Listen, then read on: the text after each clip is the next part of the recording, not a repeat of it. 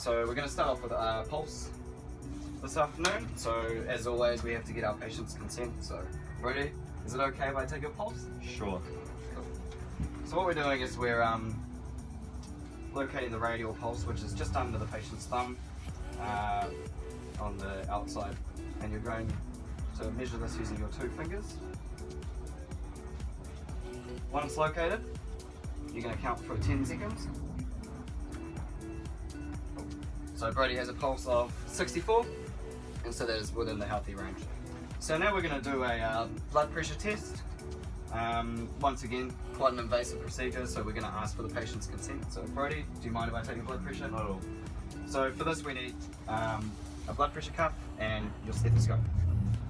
So it's important to have the right size cuff, or else it'll be too big or too small for the patient. So this is the range here, and it needs to roughly be the same size as the bicep. So you're then going to locate the artery sign, put that on top of his brachial pulse, wrap this around nice and tightly. So after that's on securely, you're then going to get your stethoscope and you're going to locate the brachial pulse.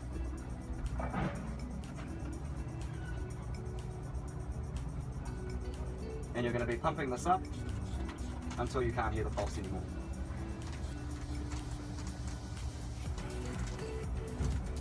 Once the pulse is stopped, give it one more big squeeze and let the air out slowly.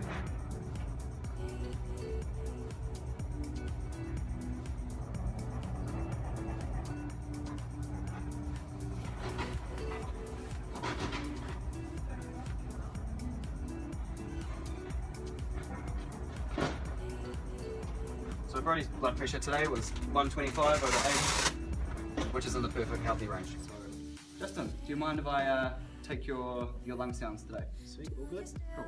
So what you're doing is the curve end facing away, and you're doing all 4 corners of each point of the lungs, anteriorly and posteriorly. Right, so I'm just gonna listen to your lung sounds. Can you breathe in through your nose and out your mouth? Cool. One more, please.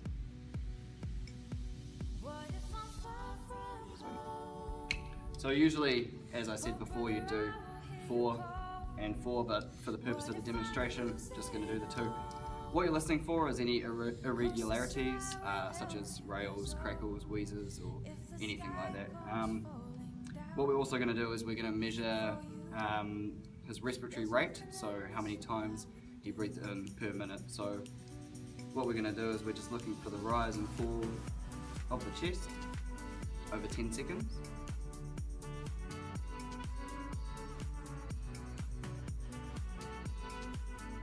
Cool, so in that time I counted 2, so you times 2 by 6, that's a respiratory rate of 12, which is in the perfectly normal range for a healthy adult. So thank you for that.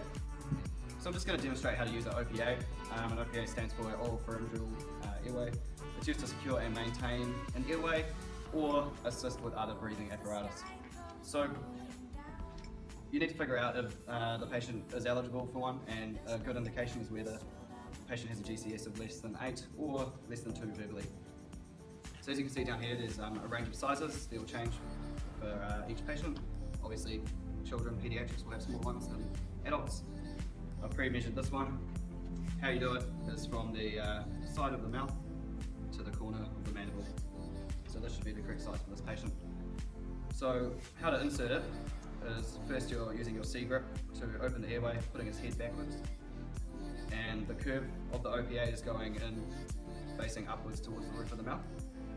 You get it in, and when you feel it's about halfway, you rotate it 180 degrees, and then slide it to the back, just like that. I'm just going to demonstrate how to do the NPA, which means the nasal pharyngeal airway. Indications for a patient that will accept an NPA is if they don't accept the OPA, if they've had trauma to the mouth, or if they're vomiting, etc., or if their teeth are tightly clenched. Although the NPA doesn't definitively manage an airway, it's still quite an effective means. Benefits include it doesn't induce a gag reflex, and the patient can have a high GCS. And also if the patient has tismus or jaw spasms, it's a very good approach. So To measure the correct size, we get one of these, pop it on the nose and down to the side of the mandible, and afterwards grab some lube that should be in your first response kit, lube it up and place it accordingly. Now, it's important to insert it very slowly and feel for any resistance, and just give it a little wiggle on the way down. If there's too much resistance, you want to swap nostrils, but your first nostril should always be the one that is larger. So I'm going to show you guys how to use the LSU, which is the lateral suction unit. This is used when a patient has unwanted fluid matter in his mouth or throat, such as blood, mucus, or vomit. So it's important to check that the actual machine's functioning properly first. So what we do is we put it on to max, put a kink in it, and check that it goes up to 350. So that's sweet. What we're going to do is first put the patient in the lateral position. Right, so we're going to put it on now to 350, and it's important to insert it only as far as you can see down the oropharynx. You're only suctioning on the way out, and you do this by placing your thumb over the hole in the catheter. And what you're doing is circular motions and tipping the matter out onto the ground. So to turn it on, top left, press the on button. It's going to make an annoying noise, so to put it onto manual mode, push analyze. Yep, I'm going to go to energy select, and just scrolling left, putting it onto manual mode.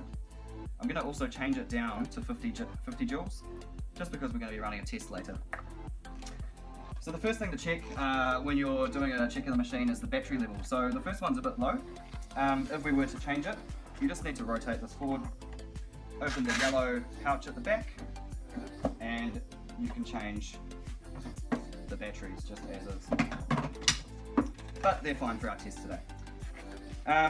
After this, we're going to run a operation check, so that makes sure that everything's going fine on the inside. So to do that, we just press options and scroll down to a user test. While that's happening, it's a good opportunity to check all the pouches to make sure we've got everything. So this one should have the defib pads, which should be, yep, 2017 is the use by date, so we've got a while on that. There's also paracetamol and a razor in there for those hairy patients. On this side, you've got your ET-CO2 and your SpO2, which I'll go over later. And in the back, you've also got your blood pressure cuffs, one for an adult size and one for a pediatric size. So once we've checked all that, we can check, and it says user test passed, which means it's ready to go. After that, we're going to turn it on to AED. So we just press charge. Sorry, that's the wrong one. Connect electrodes. After that, we're going to do a test shot. We're going to go into energy select and pop it back down to 50 once again.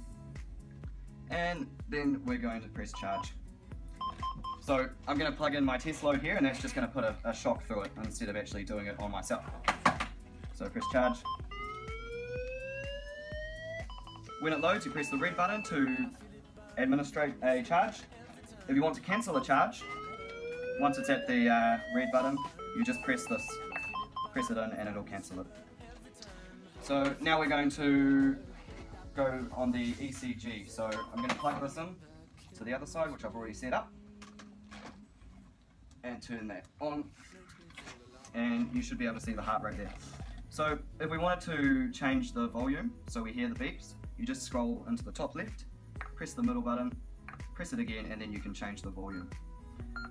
Also, if you want to change the size of the QRS, you just select it using the same knob again, scroll down, and you can change the size bigger or smaller. So we'll just pop it back on one.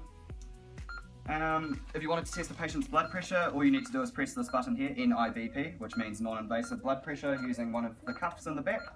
It's a very accurate form of measuring blood pressure and saves you setting it all up manually. This device here is to measure the end tidal carbon dioxide output from the patient, and your oxygen saturation leads are all in this one too.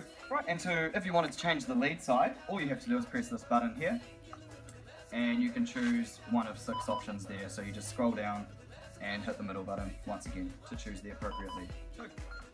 Finally, to change a roll, you just open this flap at the front, make sure that there's enough paper in there ready for the next team to take over. And that is the basics of our life pack. When administering oxygen, first we need to check that the cylinder we're using is actually oxygen. So it will be labelled on the cylinder, it will generally be white, and they'll have the 2 prongs. We also need to check that it says in use and not empty. So before we put our regulator on, we need to check the Bodac seal is nice and tight.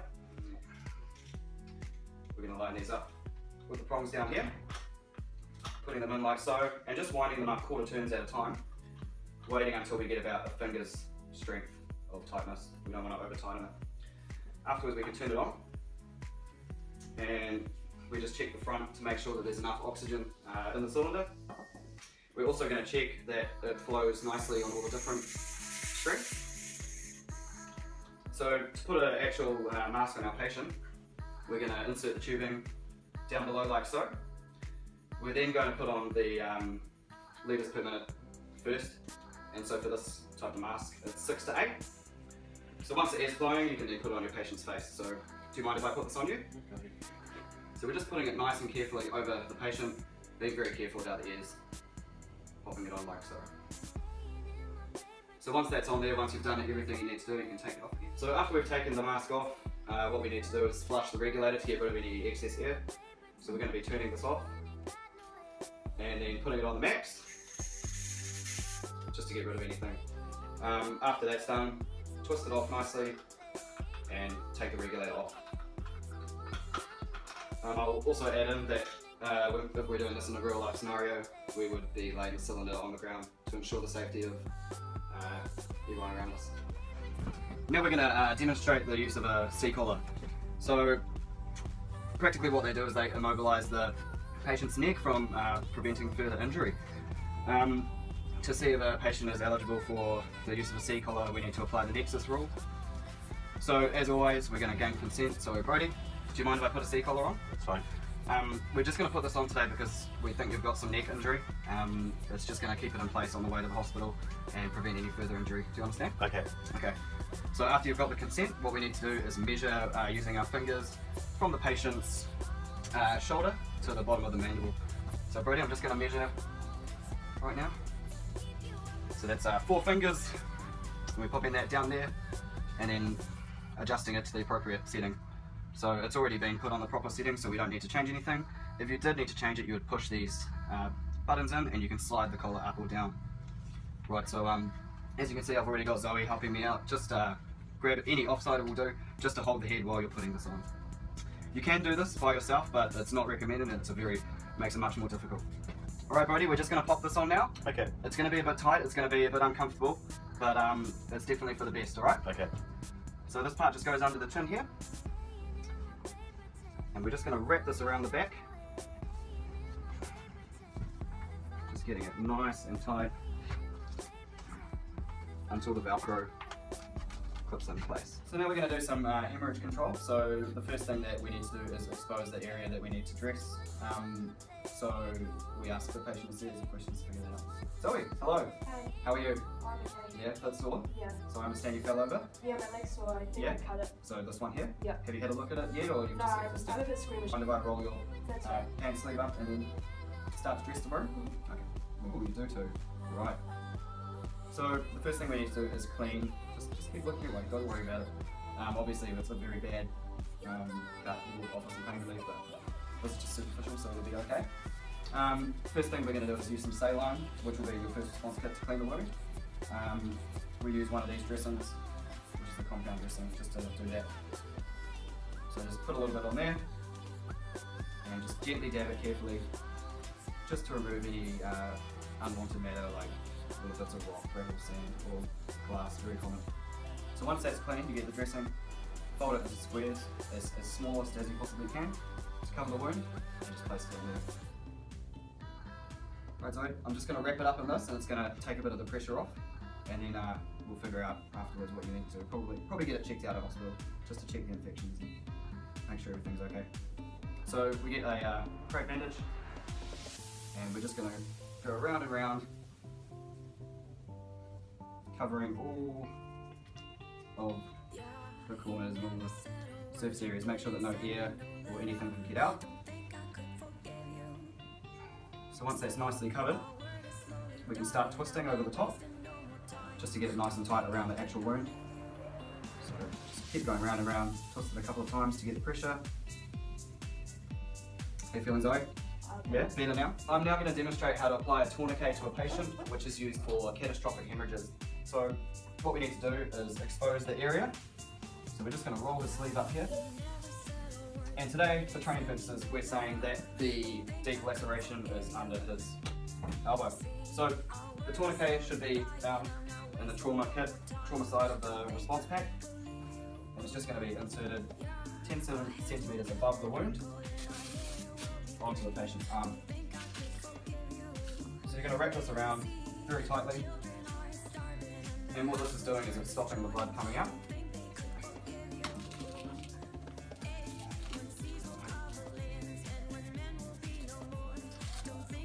So after the Velcro is around, you're going to twist this as tight as it can go, and then pop that under there.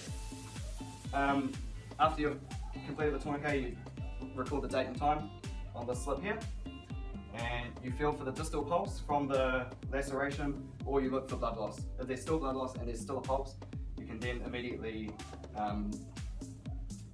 administer another tourniquet proximal. These should be found in your first response kit, and it looks like this. So there's a few pieces that require setting up. So the valve needs to connect to the correct mask. So check that with the patient first.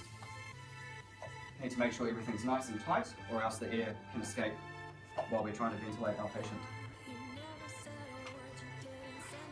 So since we're using oxygen today, we should get a nice amount of ventilation. If we were unable to access oxygen, we could still use this reservoir, but just take the oxygen bag off the back and do it with our hands. So we're going to connect this tubing up, and since it needs 10 to 15 litres per minute of oxygen, I'm just going to put it on about 12. So once it starts filling, you can hear and see that this is all filling correctly. Just double check that there's no breaks so the air's coming out. While that's filling up, we're going to get our OPA just to maintain the airway. Once again, putting it from the corner of the mouth to the mandible, inserting it with the curve facing the roof of the mouth, inserting it halfway, rotating it, popping it down. So now that the bag's ventilated, we can use our C grip, placing the mask fully over the mouth and the nose of the patient, and tilting the head up. So we're looking for chest rises, and we're doing one ventilation every 5 to 8 seconds. So now we're going to talk about some fracture management. So the first thing to do is ask the patient a series of questions just to figure out the severity of the injury, how we're going to go about it, and where we think the injury is. Hey Zoe, how you going? Oh, it's alright. That's sore? Yeah. So you've taken a nasty fall on your arm, is that right? Yeah, I slipped over cleaning the kitchen. Yep. Whereabouts is the pain coming Just from? along here, it's so sore. Okay, that's cool. So do you mind if I just go through a few procedures to figure out where the fracture might be today? So are you able to wiggle your fingers at all down there? Yeah, it's quite sore, but And what we're going to do is we're just going to test the capillary refill, also the temperature, and you're always comparing this to the other limb. So on a scale of 1 to 10, 0 to 10, how much do you think your pain would be? probably a 7. A 7? Yeah. And so when you're holding it like that, I can tell it's a bit painful, but do you still think you can bend it a little bit up and down? Yeah. Yep, cool. So there's no unusual movement here, which is good. No deformity, which is good. It is a bit swollen. So just looking at the other one, it is a very swollen arm, so I do think it's going to be a fracture. There's no shortening, so we don't have to do any alterations on the arm today. And I'm just going to, do you mind if I just feel top to bottom just to find out where the pain is? So just tell me whereabouts it hurts. Ow, ow. Yeah, there? Yep. Okay, so it's going to be on that. We're going to do a box splint on the lower arm, and while you're doing this, you're also listening for crepitus, which is the creaky noise of the bones. So before applying a splint, we're going to want to do some pain relief. So it's important to figure out, obviously, the dosage size, any contraindications, and apply that before we start splinting. So Zoe's able to obey commands, which is good. Do you have known renal impairment? No. No. Have you had methoxyflurane in the last week? Nope.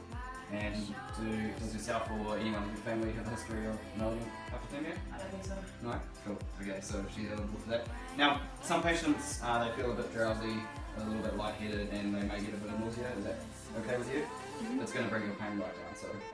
Yep, okay. So, I've made this up before. We've got a mask on the end, just to keep the fumes inside. This is a charcoal filter, and the drugs go in the top there. They come in here, and when you're doing this, obviously you check the date, and for adults they can have up to 6 mils in 2-3 mil doses. So we're going to start off with a 3 mil dose and assess the pain score later to see whether she needs some more. So after the pain relief has been given to the patient, we're able to start the splinting. So I just grabbed the offsider here to help me keep the arm stable while I'm applying the splint. Okay, Zoe, we're just going to start applying the splint now. Is that okay with you? Yep. Okay, if you could just hold her arm still, just avoiding this area here. So I'm going to grab a piece of cardboard that's in the first responders kit, some of this, and a bit of towel for cushioning. How's that methoxyflurane going? Are you feeling a bit better? Pretty good. Yeah? Yeah. Cool. Okay, so I'm just going to slide this under here. If you're able to just...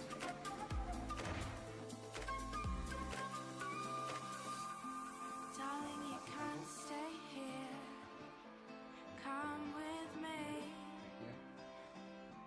How can you resist that summer breeze?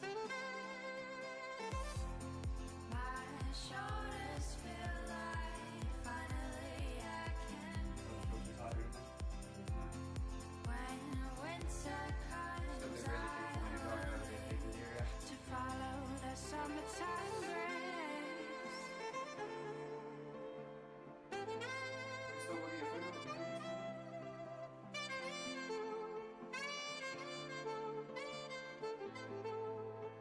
To follow the summertime breeze. So now we're just going to pop it in this sling as well. So we're just putting the corner on the edge.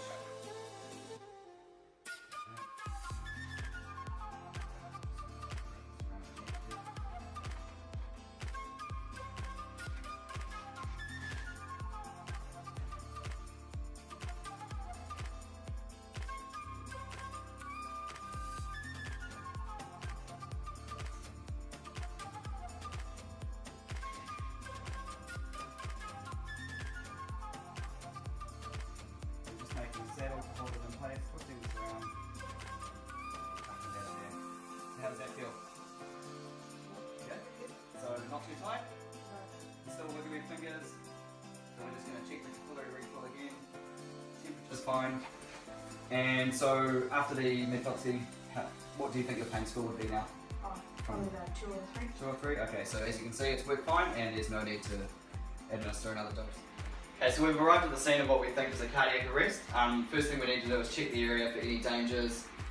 This includes live wires, water, people around creating hazards. Area looks fine, so we can start. Hello, hello, can you hear me? Sir, can you hear me? Okay, no response. Brody, could you please request backup? Sure. AG1 request now for now 29. So what we're going to do now is we're going to check that there's no obstructions in the airway. So we're checking that there's no vomit or the tongue hasn't rolled back into the back of the throat. We're also going to be listening, feeling and looking for chest rise for 10 seconds.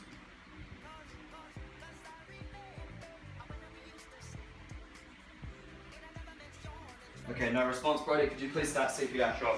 So it's important to start the CPR as soon as you can. It just increases the chance of survival for the patient. So Brody, I'm just going to pop the AED on around you. Sure. But just definitely keep those going. And what you need to be doing is a third of the chest in. We're looking for recoil, and Brody wants to be doing them at 100 beats per minute. 30 for 2. Okay, I'm just turning this on. Analyzing heart rhythm. Okay, just Do stop not CPR. touch the patient.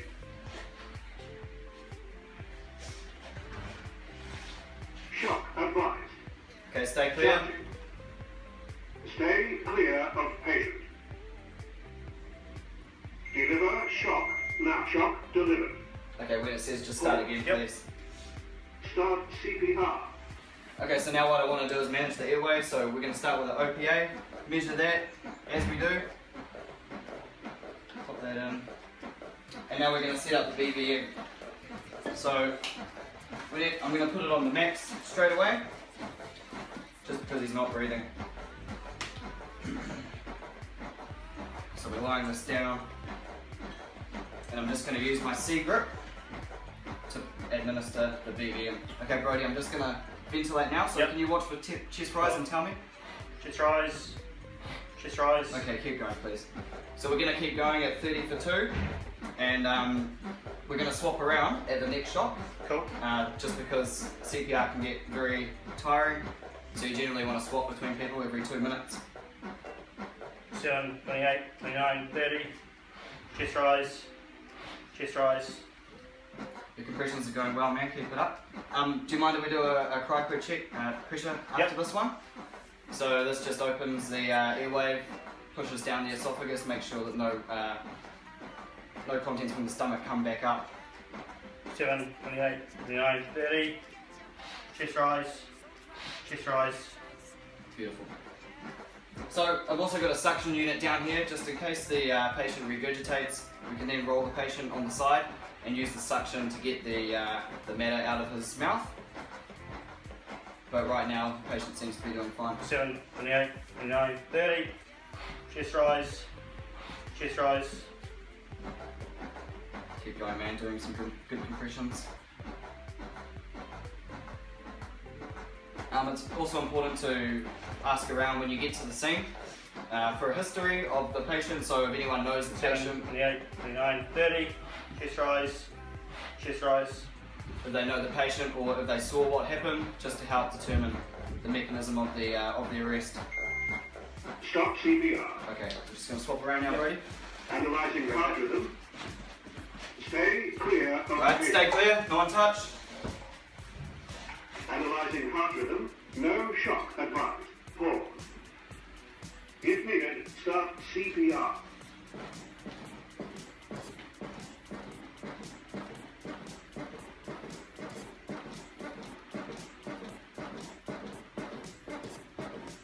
25, 26, 27, 28, 29, 30.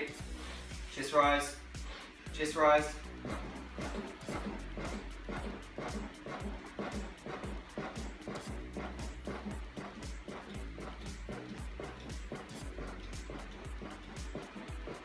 Five, 26, 27, 28, 29, 30. Alright, so after our resuscitation attempt, if the patient enters ROS, we're going to keep the ventilations going.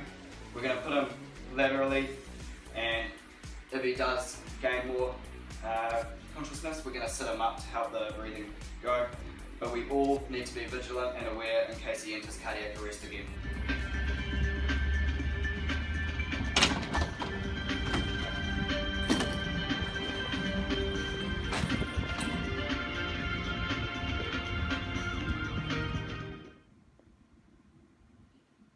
Oh, you filming? Okay. Alright, we're just gonna need some gloves, jokes. Hi, today we're gonna be going over the Life Pack 15. Fuck that up, I'm gonna start it again. To flush it out, you're then gonna put it on full strength.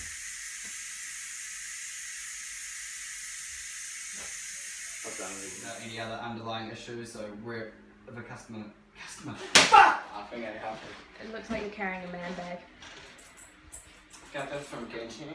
We're gonna put this on because we're inside. So that just goes in there. Fuck, does it?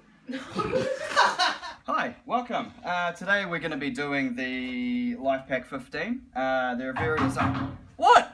Dude, someone's choking in the cafe! I'm doing my. Someone's choking. Choking! Oh my god. Okay, quick. Why are you filming, bro? Snapchat! Snapchat!